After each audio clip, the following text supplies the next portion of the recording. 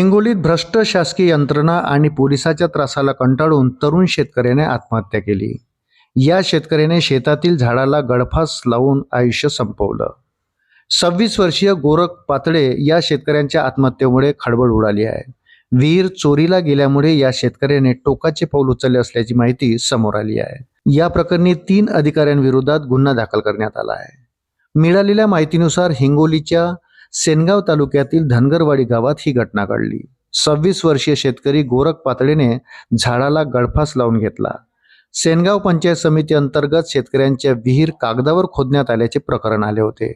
महिनाभरापूर्वी हिंगोलीच्या सेनगाव पंचायत समितीमध्ये रोजगार हमी योजनेअंतर्गत अधिकाऱ्यांनी भ्रष्टाचार करून शेतकऱ्यांच्या शेतात कागदावर विहिरी खोदल्या होत्या। विहीर चोरीच्या या घोटाळ्यानंतर सेनगाव पंचायत समितीमधील 3 अधिकारी कर्मचारी विरोधात पोलीस स्टेशनमध्ये गुन्हा दाखल करण्यात आला होता। तर जिल्हा परिषदेच्या शिवोंनी या प्रकरणात अधिकारी आणि कर्मचाऱ्यांना सेवेतून निलंबित देखील केले होते। या सर्व घोटाळ्यानंतर हिंगोलीच्या आर्थिक गुन्हे शाखेकडून या संपूर्ण प्रकरणाचा तपास सुरू होता।